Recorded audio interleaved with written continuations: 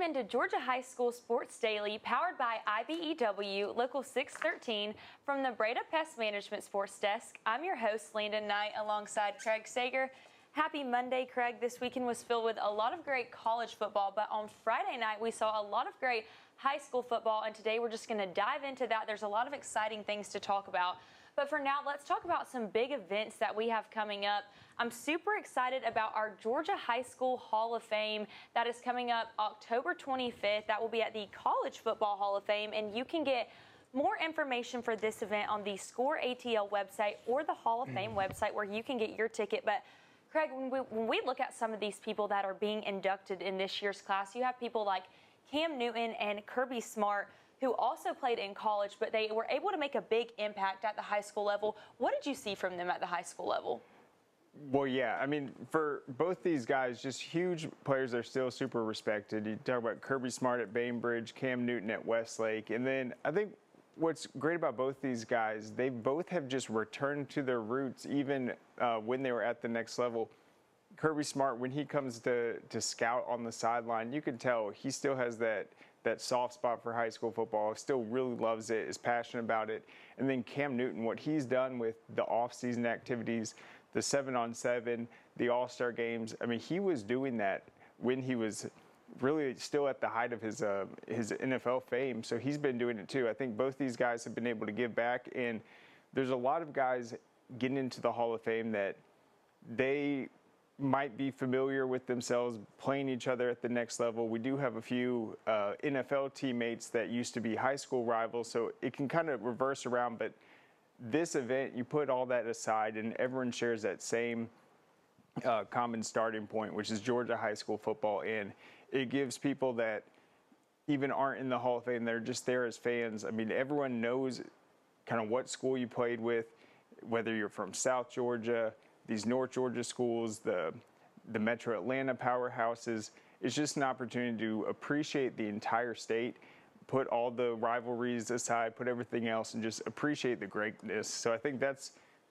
a really fun part of it. But I think with those guys in particular, I think with Kirby Smart and Cam Newton, both of them would probably be really open to tell you just how much high school football still means to them today.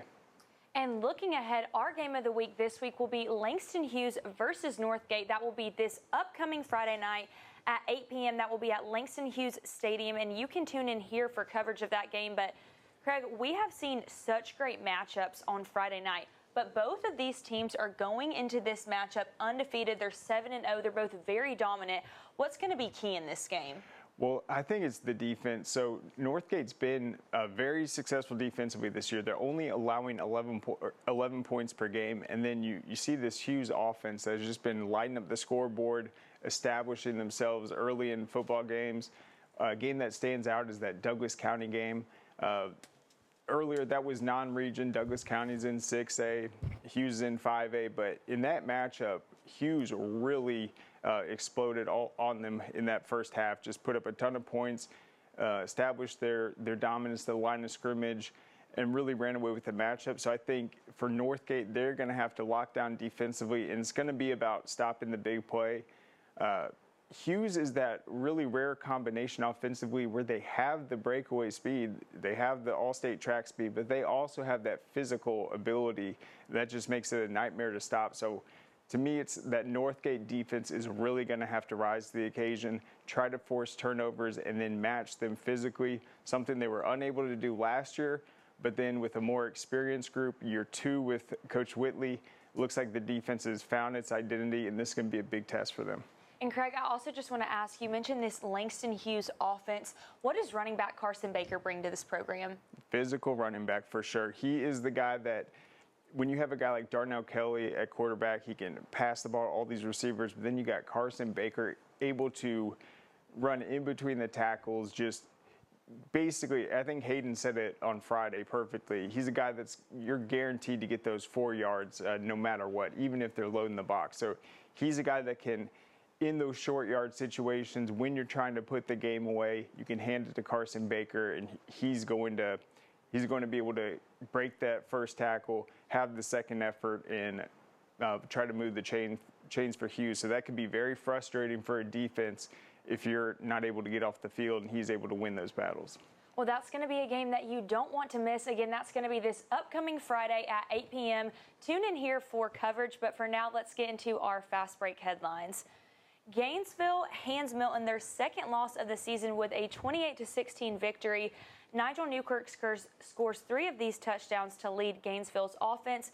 Milton now drops to 6-2, and they do have tough road games ahead. They still have to see Johns Creek and Roswell. But, Craig, I just want to ask, how big of a win is this for Gainesville? I think it was a really big win. They had a game plan. They didn't make those mistakes. They didn't hurt themselves in this game. They were able to establish the run, as you mentioned. And then defensively, I thought that was a very good outing.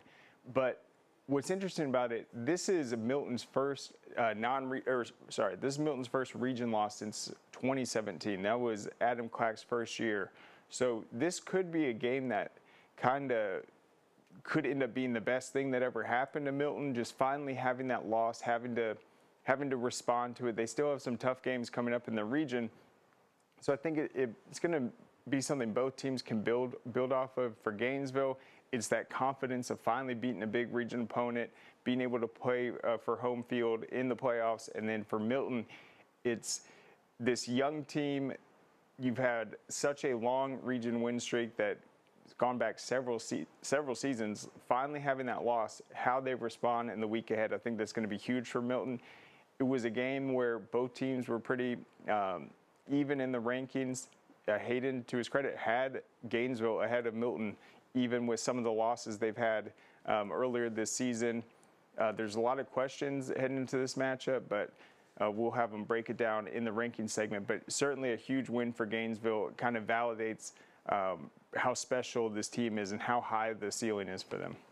Moving on to headline 2, Lowndes takes down Camden County 35-14, handing the Wildcats their 3rd straight loss. And we knew that this was going to be a big South Georgia matchup. In this game, running back Mason Woods rushed for 198 yards. He had 3 touchdowns, a career high in rushing yards.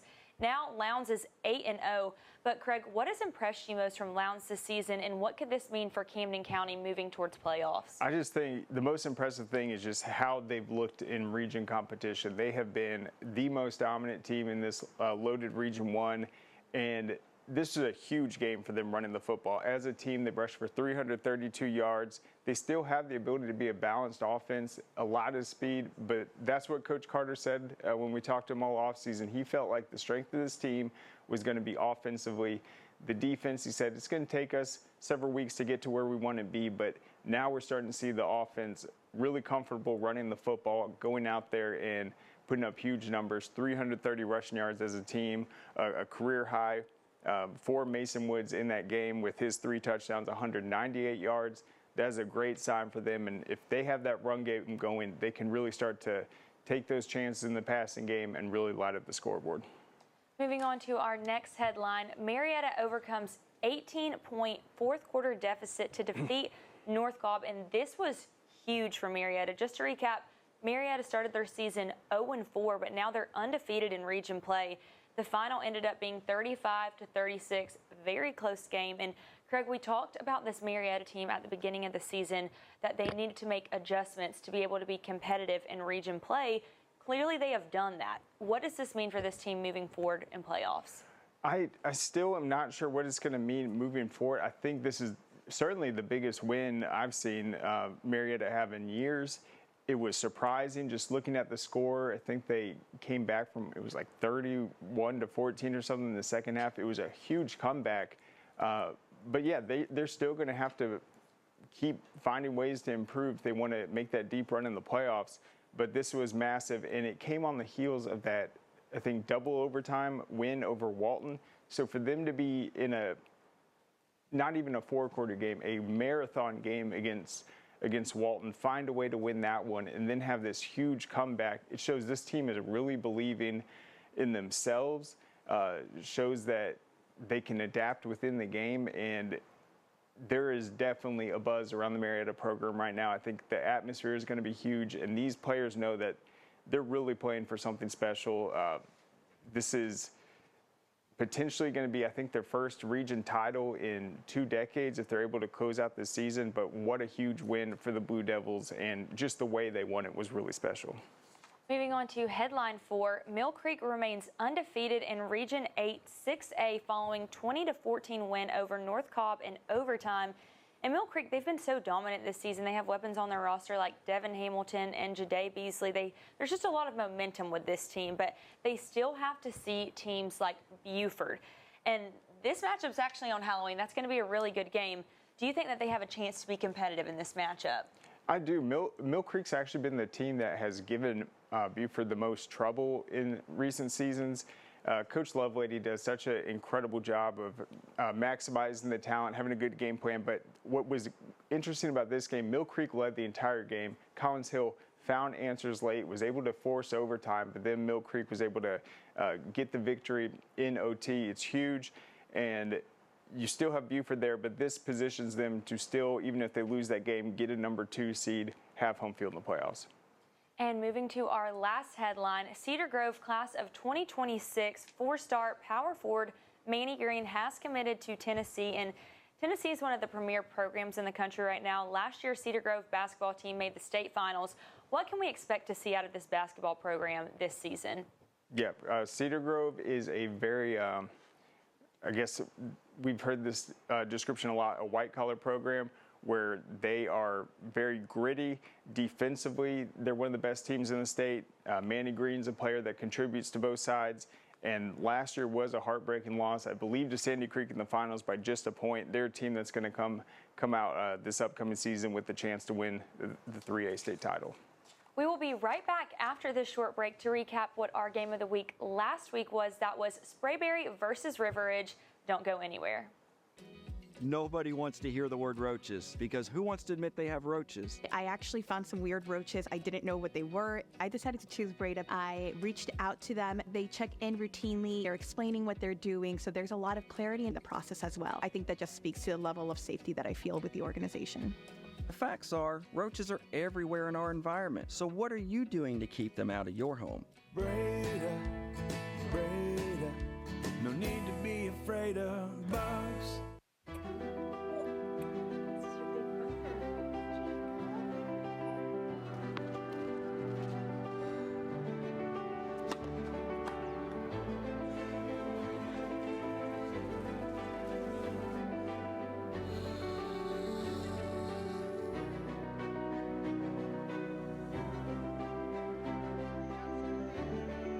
For a healthier future together, look to Northside Hospital. This makes my dad proud. He went through his whole career as an employee. Now I'm the employer, something he didn't achieve.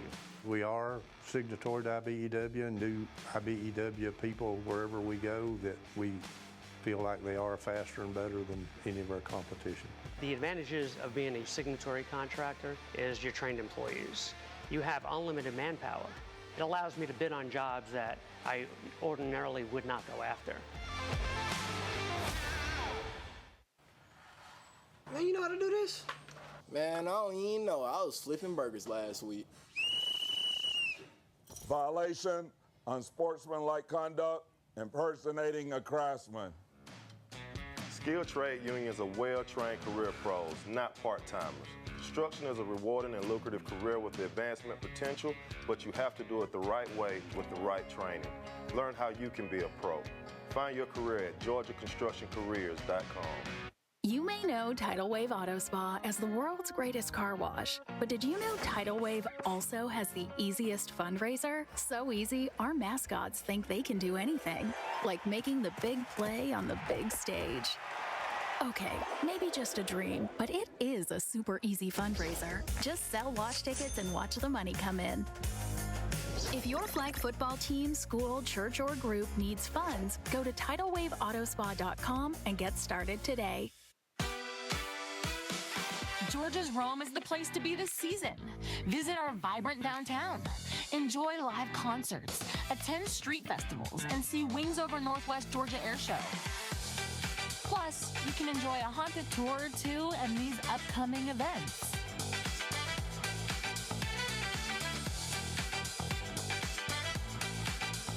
Make your weekend getaway one to remember. Plan your fun now at roamgeorgia.org.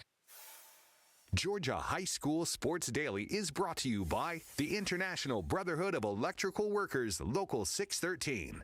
Electrify your career. And by Breda Pest Management. They handle bugs and critters.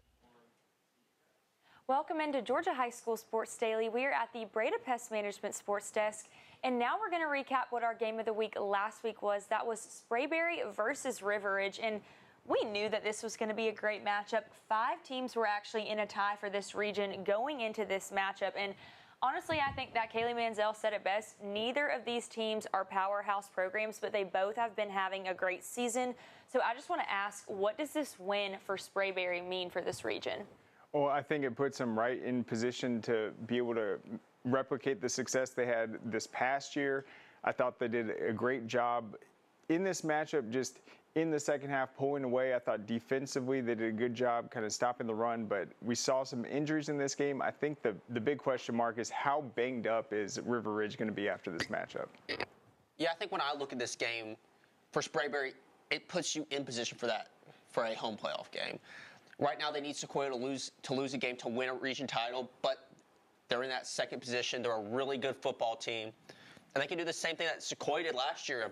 Win that first-round playoff game and make a run to the quarter semifinals. And you have a lot of good players on both of these teams. Both of their programs have strong weapons on offense and defense. But when you look at this Sprayberry team, they have Jaden Duckett at quarterback. He's a dual-threat quarterback. What did you guys see from him on Friday night? Well, I thought he did a great job. I mean, not only this past week, but the week before, the overtime victory over Creekview, being able to get in for that 2-point conversion. But in this one, we saw just how the senior leadership of Jaden was evident. We saw him have one bad throw, an interception early in the game. He was able to bounce back from that, didn't lose any confidence, and then was able to make plays like he always does through the air and with his legs. Yeah, I thought what was really impressive for me about him is the passing game wasn't great in this game. This was not one of those games where everything was clicking in the passing game. He didn't stress. He didn't worry about that not working. He went more to the ground. He made good decisions in the passing game after that early interception and didn't let any of that get to him and was able to lead his team to victory. And then now I want to talk about for Sprayberry, Jordan Edmonds. He's an Alabama commit. What does he bring to this program? Ball skills, and we saw it on that touchdown right here. Look at this. 50-50 ball, goes up, gets it, makes it easy. He's going to be able to make those plays, the rest of this year. Defensively, he doesn't get tested a lot, especially in a game against a team like River Ridge that doesn't throw the ball a lot. They only had 4 attempts in this game, but his ability to go in offensively and spark the team is a huge asset for Sprayberry. Yeah, he's so big, he's so physical. On defense, he's this guy that basically shuts down the entire side of the field. He's 6'3", he's about 200 pounds. He mixes kind of that physicality of a safety with the skills of a cornerback. You don't throw to him because any pass can be intercepted because he's just so long. Even the mistakes he does make, he quickly makes up for with his length. And then on offense, the ball skills are amazing. He's really good at high-pointing the ball, but he also has that elite track speed that makes him a top 10 recruit in the country. And then this is Sprayberry's head coach, Coach Fomanaya. It's his first season with Sprayberry. How impressed have you been that he's seen this much success early on? Really impressed. It's tough to do. Just going in your first year, Coach Vavra is a guy that went to Sprayberry, knew these guys since their youth football days. He comes in here, and the region's gotten tougher. Sequoia is a team that was able to get the best of Sprayberry, but you look at teams like Woodstock, teams like River Ridge, Creekview. This entire region has gotten better, and Sprayberry has continued to kind of build off of last year, and I think that they're in a great position right now to be able to make noise in the playoffs. He's got them believing in themselves, but also he's not putting too much weight on one particular player. You can see that it is a team effort. Yeah, I think when you look at what Coach Fournier has been able to do, he's a really good head coach. At his previous stop in Hiram, just 2 or 3 years ago, they were competing in that region with Cass, Cartersville, Dalton, Calhoun, in the year that Calhoun got left out of the playoffs. And they made the playoffs. I think they were the 2 seed. They had a good few seasons there. He comes in. I expect him to be good. I didn't expect it to be so seamless. It doesn't feel like anything's changed from Coach Fabra, who was one of our coaches of I think was our 5A Coach of the Year last year, a really good coach. It's hard to replace a guy like that. He just comes in and it's a seamless transition. And then I mentioned on Friday, I don't want to discredit this River Ridge offense. They have players like running back Camden Cox, who was able to make an impact in this game. What did you guys see from him on Friday? Yeah, Camden Cox came out really hot in this game. You see him right there scoring the touchdown. This was when River Ridge had all the momentum going on their side. Some injuries to the offense at quarterback kind of hurt him a little bit, but Camden Cox is a guy that single-handedly dominated the Sequoia matchup. He's someone that can take 20 carries for River Ridge, and I was definitely impressed with his ability. Yeah, I think when you look at Camden Cox, he's this really physical running back. He has some breakaway speed. He really gives you this. He's going to get a few yards on every carry. You're not going to be behind the chains with him. I thought everything changed when Lockerman went out. Rowe, I think, probably will be a good quarterback moving forward, but he just wasn't ready, especially to be thrown in there in this big game with so much on the line. They completely lost the ability to throw the ball after Lockerman's went out. Now, I think what you did see with Rowe is he is a good athlete. He is able to make plays with his legs. And I think if they had been given a week or two to integrate him into the offense and build a game plan around his skill set, we could have seen something different happen. But with Lockerman going out and trying to come back 2 or 3 times in the first half and then just not being able to play it all in the second half, it really changed the dynamics of this game. And then speaking of this region, Sprayberry still has to see Woodstock, but River Ridge actually lost to Woodstock. But after we talked to Kaylee Manziel, she said that someone mentioned that if River Ridge had to see this Woodstock team again, that they think that they would be able to get this win. So I want to ask, with this matchup coming up, Sprayberry versus Woodstock, how do you think it'll fare out? Yeah, I think Sprayberry will be a favorite in this game, but Woodstock, people will look at maybe how the program's been the last decade or several seasons. They haven't been good, but last year they were 7-4. They made a return to the playoffs, and they've been competitive in every single game.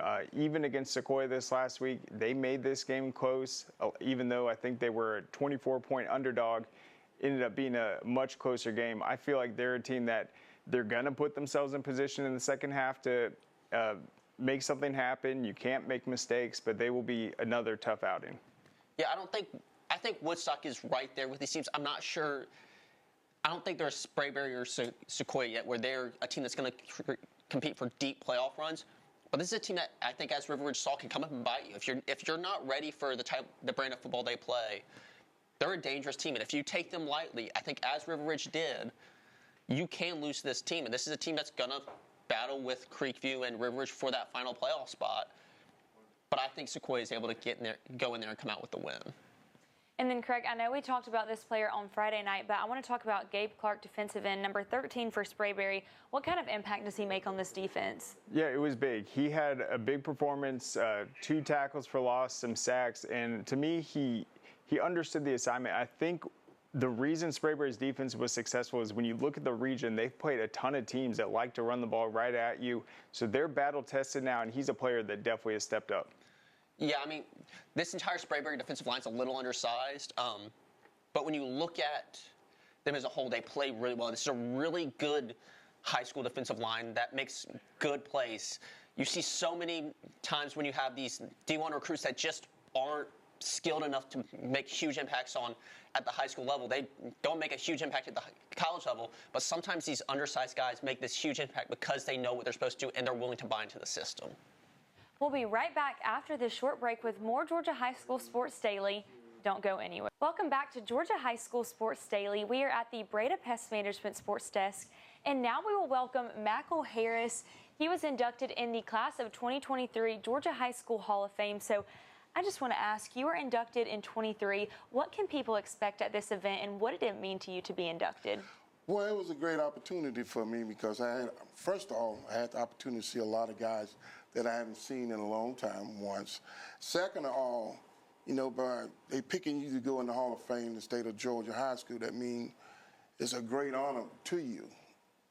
And coming up this year, I'm looking forward because I'm looking to see a lot of guys that I know go in there, like Cam, like Kirby, and some of the other guys going in there, and that's a plus.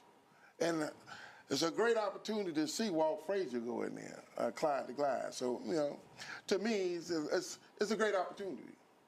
So you were a part of this America's team 1973, 74, and 75. I believe 74 and 75 you were a championship team. What was it like to be a part of these programs during such success? Well, when I was in high school in 1975, that was my last year. 75, we were the #2 team in the country. We had 13 shutouts. And today, that record still stands, 13 shutouts. There's one other team in the country that had 14 shutouts. So you're looking at 50 years from, still 50 years, we got what? 13 shutouts. No one have beat that so far. When 74, we had a great team. Always been a good team in the state of Georgia. In 73, we went in 73, we lost to Southwest Atlanta when they had Reggie Wilkes and Anthony Flanagan, all those good guys on there. And Reggie Wilkes had the opportunity to play with me at Georgia Tech. So I'm looking at, wow, 73, 74, and 75 was great years of high school football. Not only that, we tried to play other schools in the state of Georgia like Valdosta and all those guys. They didn't want to play us because we were so powerful back then in the 70s. And so you mentioned Georgia Tech. You spent your time there in college playing. Just talk to me about what that time was like. Well, I started as a freshman. My freshman year, I was a Clint Castlebell Player of the Year. At that time, we was independent, so we played a lot of different colleges like Notre Dame, Pitt, University of Pittsburgh. So we played all kinds of different schools. But being in college as a freshman, I thought it was a great opportunity because guess what? I was the #2 player in the country, come there starting as a freshman. Had 100 and some tackles my freshman year, my sophomore year, my junior year, all those. Ended up with about 300 some tackles. That's a lot of tackles. As a linebacker, and I feel it today. My body feel hurt and my knees are hurting. So it was, to me, great opportunity, great experience, and give me the opportunity to look back and say, wow, what a career I had at Georgia Tech. Yeah, Mackle, you're described as one of the fastest players to play the linebacker position. You were able to start immediately at Georgia Tech. So how did that competition at the high school level prepare you for college? Well, when I went to Georgia Tech at that time, like you said, I had the record in the state of Georgia for, I held for 28 years in the 100-yard dash. And very seldom you see a linebacker run a 100-yard dash. And it helped me because I was able to go from sideline to sideline. And at the same time, I was able to be able to fill the gaps quicker. At that time, we would, you're playing linebacker with more speed. And then, to me, these days, the linebackers are bigger and they're getting faster too. So at that time, playing at Georgia Tech helped me being fast. It was a great opportunity for me. And then you were talking about that Southwest Atlanta team you guys faced, guys like Anthony Flanagan, who are also in this Hall of Fame together. What does that mean, just to see the guys that you were lined up across in those huge matchups, just get the recognition for how great both those teams were?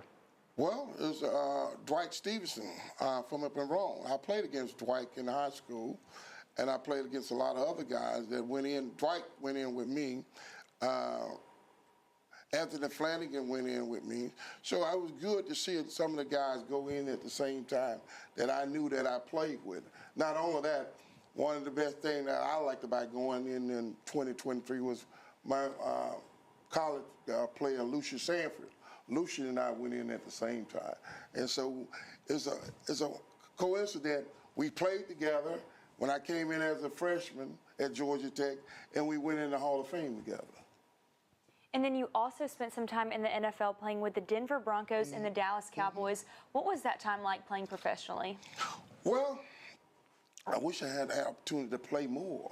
I wish I had the opportunity to do a lot when I went to the NFL. But when I left out of college and went to the pros, I had a knee. I was running track in the Georgia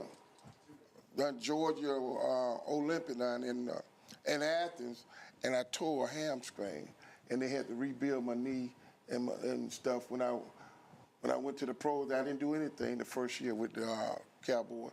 They rebuilt my knee and paid me. And the next year, I went on to the Broncos. It was a short experience, but I enjoyed it. And then you were talking about Sumter County. They've got a great team this year. They went toe-to-toe with Carver Columbus. But then just describe what you've been up to just after your football career was done, just the last several decades. Well, my degree was in industrial engineering at Georgia Tech. For the last 40 years, I've been working at Life University as their director over there. My goal would go out and speak to a lot of colleges and expose students to chiropractic medicine. I've been involved in chiropractic medicine for about 40 years. So that's a long time. I never thought the opportunity I was going to be involved in chiropractic.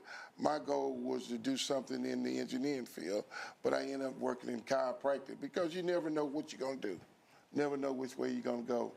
And so it's been a good experience for me, and I have enjoyed it. And then real quick, you were talking about Cam Newton, a guy that's getting in this year. I think he would have gotten in earlier, but he's finally eligible with the rules about this many years since you're done playing. Why isn't it important for guys that have already gotten in to come back to this event and kind of look at the new talent that's able to get in? Well, it's always good to see the older guys come back and see the new guys go in. It means a lot to the younger guys that are coming into the Hall of Fame. For example, they need, I know they need all the Heisman Trophy. We got 4 Heisman Trophies in the state of Georgia. If we can get all of those guys to come back, the more guys that we can get back, the better it's going to make the Hall of Fame. And then what's your overall thought just about Georgia high school football and how special that is? You asked me about Georgia high school football. It is the #1 high school football in the world, I think, in the country. I always have a big argument with some of my friends that play in Houston, Texas, and Florida. Georgia football is the cream of the crop of football. Well, again, that was Mackle Harris, a class of 2023 Hall of Famer. Mackle, thank you so much for joining us today. Thank you. We'll be right back after this short break with more Georgia High School Sports Daily. Don't go anywhere. Customer service is everything in our industry, and one thing our clients love is when they call Breda, they get a live representative. At Breda, you get the attention you need and deserve right when you call in. Your appointment gets scheduled right then and there, and you get a specific time, no window of arrival. Our staff are your neighbors. They know what's going on in your community, and they're invested in doing it better. Breda, no need to be afraid of bugs. Dang, where you get this car? You need to join the union. The union? Absolutely. You can get 10 of these. Union construction workers earn the highest wages with the best benefits and the most protection in the construction industry. Find your career in construction. Go to GeorgiaConstructionCareers.com and start your future today.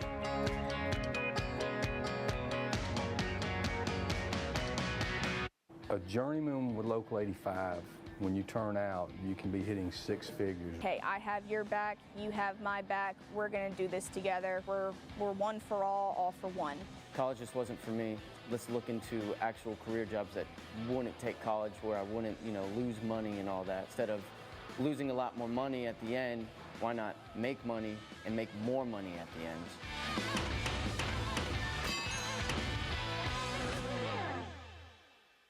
You may know Tidal Wave Auto Spa as the world's greatest car wash, but did you know Tidal Wave also has the easiest fundraiser? So easy, our mascots think they can do anything, like making the big play on the big stage. Okay, maybe just a dream, but it is a super easy fundraiser. Just sell wash tickets and watch the money come in. If your flag football team, school, church, or group needs funds, go to TidalWaveAutospa.com and get started today. Nothing is as pure and special as high school sports in the state of Georgia. And Score Atlanta is its #1 fan.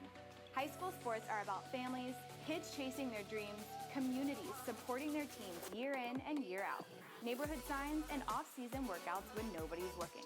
It's the biggest stage that young athletes get to climb for the very first time. And Score Atlanta wants to connect your brand with Georgia high school sports in ways that have never been available before. In addition to our Georgia High School Sports Daily Show, Score Atlanta provides continuous coverage of the Georgia high school football season through its televised games, stories, and rankings. Score Atlanta puts on some of the most notable events like the Corky Cal Dave Hunter Classic, the Georgia High School Football Hall of Fame, and the Georgia Elite Classic. All of these elements offer sponsors exclusive opportunities and exposure. So let's talk about how you can reach millions of people who enjoy Georgia high school sports. For more information, contact Score Atlanta today. What happens after you graduate? Will you go to the next level? Will people have your back in the heat of battle? Will you still train like a champion in the pursuit of greatness?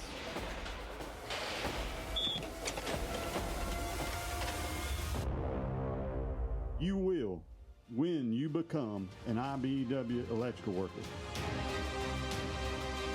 Join our team. Visit IBEW613.org. Welcome back to Georgia High School Sports Daily. We are at the Breda Pest Management Sports Desk, and now we will welcome Lowndes football head coach Adam Carter. Coach, thank you so much for joining us today. Absolutely. Appreciate you guys having me on. And Coach, your team is so dominant right now. They're 8-0, but you're going to have a bye week before you see Richmond Hill. What does this bye week mean for your team? It came at a good time. You know, we just got done with our first road game. We were a little beat up. You go through Region 1, and Region 1 is physical football every Friday night, regardless of who you're playing. And it's 4 quarters of that. And so we had played 3 straight region games, and you know, we were able to come out with a couple wins there, so that was good. But I think we're in a spot where, you know, we can use this bye week to fix some things that we didn't do so well and to get healthy. I think that's kind of the goal for everybody, is set at a good time. This is also our fall break, so it kind of timed up well for us. I actually gave the kids off today on a Monday, and then we'll rock the rest of the week. And so, again, it came at a good time. I think that it's a huge positive for us, because it allows the kids to take a breath for a second, the coaches to take a breath for a second, and hopefully recharge for these next 2. And Coach Carter, I just want to ask about players like Mason Wood. What does he bring to your offense? Yeah, so Mason's a great young man. I can't talk highly enough about Mason Woods. He represents everything that you want your high school football program to be about. He is a kid that comes to work every day. He has a tremendous mother at home that is a great lady. He shows up. He works hard. He leads. It's not been easy for him. He's a little undersized. It's not come easy. It's not one of those things where everybody's noticed him more so than anybody else type thing. So he's having to work for his. And we rode him a Friday night, 39 carries for 198 yards. He eclipsed the 1,000-yard mark. You know, going into this year, we had lost our top 4 or 5 offensive production guys from last year. Marvis Parrish is going to Western Kentucky and has been freshman player of the week a couple of times up there. Aleem Brown that went to West Georgia, Jalen Carter went to Southern Miss. And so, you know, the question mark around our place were who's going to take over that load. You thought Mason was going to be the guy, you know, just because of he was the next man up.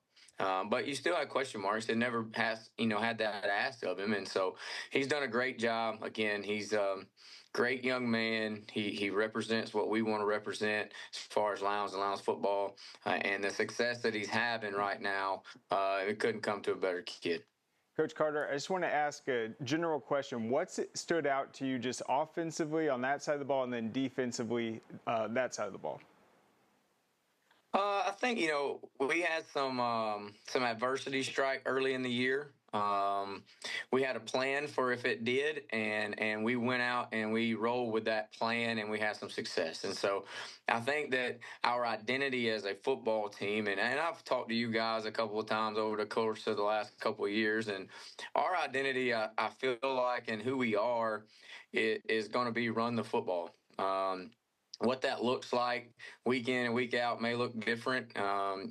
Jay's had a little dinged up shoulder deal going on early on in the year. Game one went down, and we had to move on and do some different stuff. And I felt like that kind of established who we were. It gave our kids confidence that we could go out and run the football, even when people knew we were going to run the football. And we've had some kids step up offensively. I do want to give a shout out to our offensive line. Those guys we thought coming into the season were going to be our strong point. They were a bunch of those guys coming back with Ben Corhay, Abram Eisenhower, Eli Moore. So we felt like we had a chance right there to be pretty good, and they've done a good job. Defensively, man, we lost 10 of 11 starters off that defensive crew last year. That was pretty good. So there was a ton of question marks for us, and we just had to go in, and we're trying to figure it out week to week still now, figuring out what our kids do well, figuring out what we need to do to put them in situations where they can be successful. I think that's the biggest thing that we've done this year. We've taken some kids that would not have played certain positions for us on a typical year and moved them around just to get what we felt like was the best 11 kids on the field. If you go look at it statistically right now, we did give up 14 Friday right there in the first half, and one right before the half. But we're right at like 9 points a game right now, which is statistically in most of the categories you look right now, we're better than where we were last year. And so that's a positive. But I think defensively, our identity has just been running around. We've got a couple of kids out there that just love playing football. They don't do everything right. We mess up plenty. But they do it with their hair on fire, and that makes up for a lot of stuff. So defensively, I just feel like we just play hard. We're not doing anything crazy. We're pretty simple. We're just trying to get our kids in position to be successful and let them do what they do best. Coach, I wanted to ask about kind of dig more into that defense. Y'all are playing really good in the front seven, more than 50 tackles for loss, more than 20 sacks. Y'all are stopping the run really. Y'all are really stopping the run and getting after the pass rush or getting after the quarterback, even though that y'all are a little undersized up there. Just talk to me about that. I would venture to say we were more than a little undersized. When you look at us, we walk off the bus, those aren't the guys that are getting off first. We are small, but we move well, and we do it at a high rate of speed. And so, those guys that are up there running around, again, I was telling you, statistically, we're in a better spot than we were last year, even with kids that are first-year starters for us. And so, I think that the deal has been all season, we know who we got. We know what they do well. Let's just try to focus on that. And you want to focus on your opponent and all that, just every week. But at the end of the day, it's got to be about our kids. And so that's what we've done. We've challenged those guys up front. Say, hey, listen, we know you're small. You're going to have to go battle every Friday night. And they've done that. I think they invested in the offseason from a weight room perspective so we can at least hold up. From a strength standpoint, that's been big. And then Israel Harrison and Demarion Treadwell, Malik Martin has kind of taken over at our three linebacker spots. The guys we played last year were all seniors. Those three have came in. Treadwell and Izzy both played safety going into really Thomas County. And we got done with Thomas County. We said, all right, well, who are we? What do we got? And then who do our best 11? And we said, these guys got to be on the field for us in some capacity because of just how active they are. And if you look at statistically, that's why we are just more active right now. I think that we're doing a little bit more as far as the pressure goes, trying to get to the quarterback a little bit more, trying to disguise some stuff a little bit more. We're pretty simple. We're just playing with a little bit high motor. And then we've taken advantage of some opportunities. Friday night against Camden, that's probably the one thing that I took away from that defensively was we were not as advantageous as what we've been. We had opportunities to get the quarterback on the ground and to get some stops and in that first half, and we missed. And so you go back to the drawing board, you go look at it.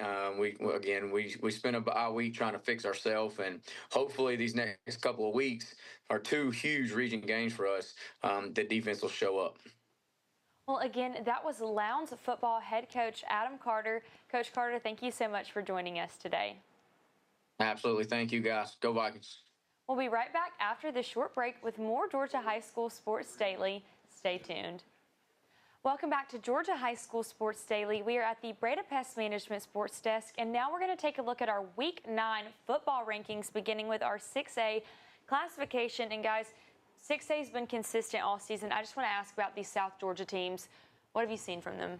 Yeah, I thought Valdosta had a really big win on Friday, going up against Richmond Hill, a team that upset them last year. They dominated. I think it was 41-0. So this week, all of the teams in 6A won, with the exception of number 6 North Gwinnett. They were off on a bye, and not only did they win, huge victory. So that's why the poll did not change this week. Let's look at our 5A classification. Now you have Hughes is at number 2, Northgate is at number 8.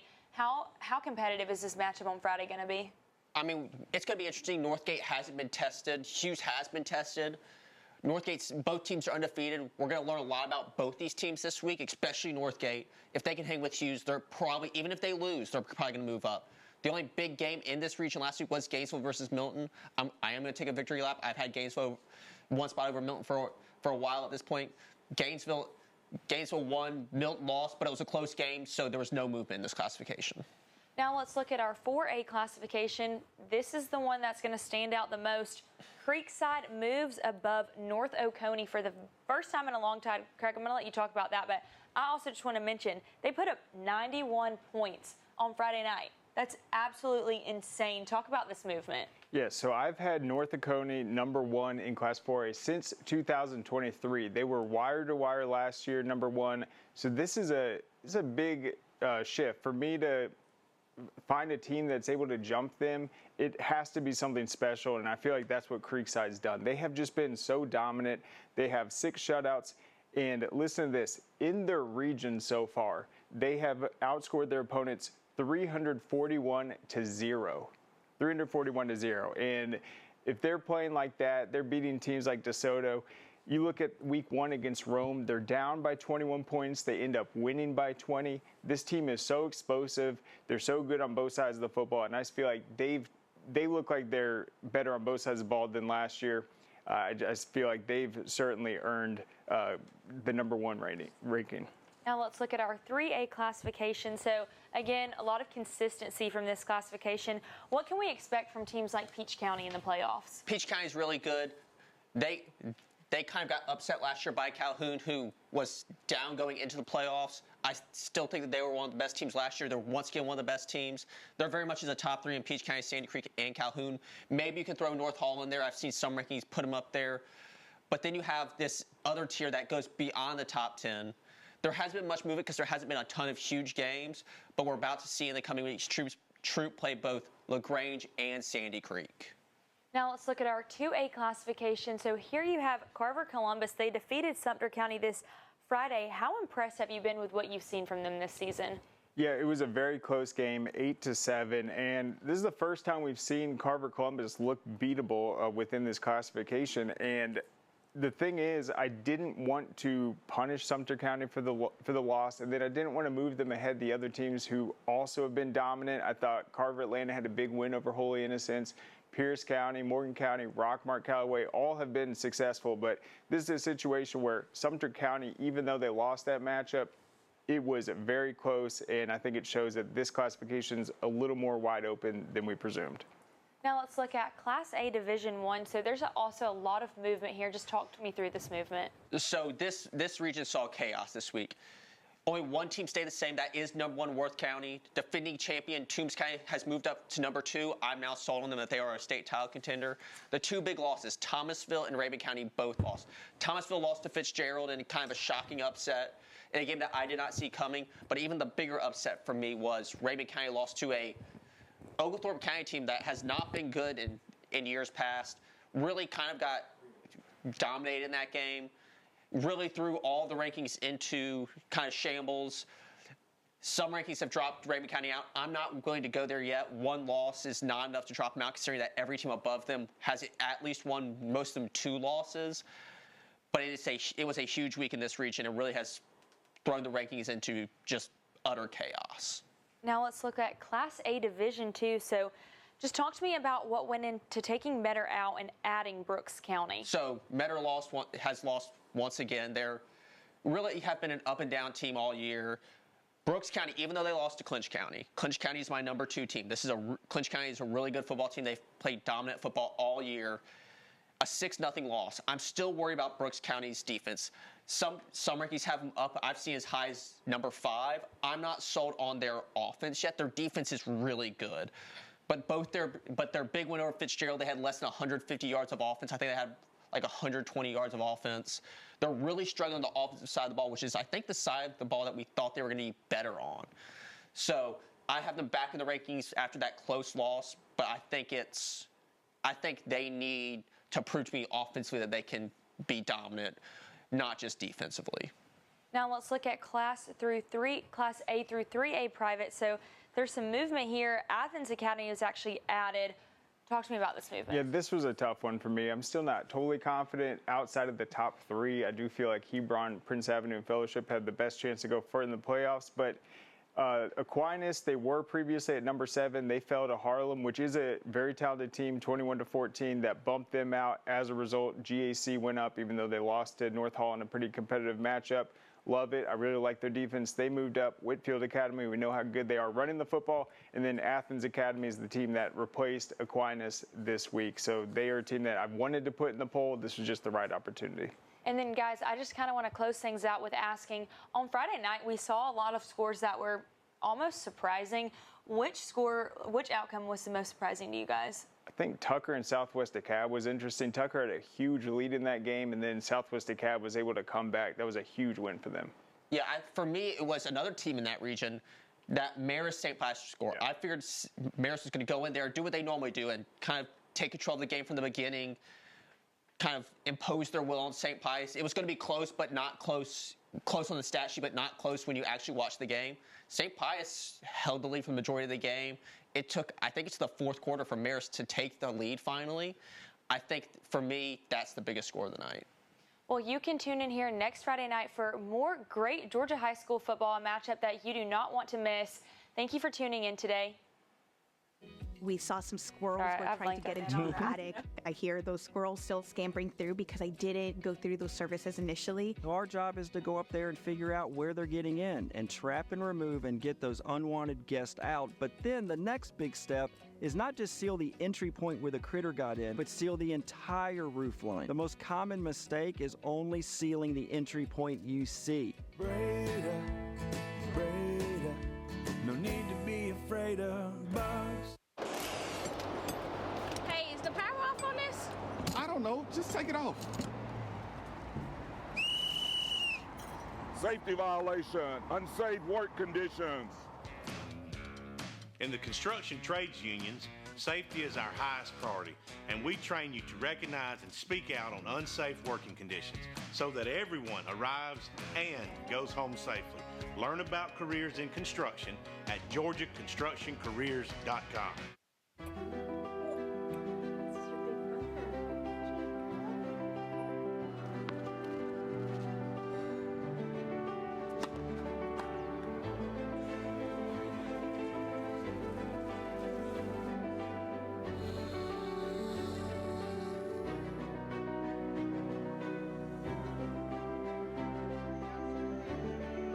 For a healthier future together, look to Northside Hospital. What happens after you graduate? Will you go to the next level? Will people have your back in the heat of battle? Will you still train like a champion in the pursuit of greatness?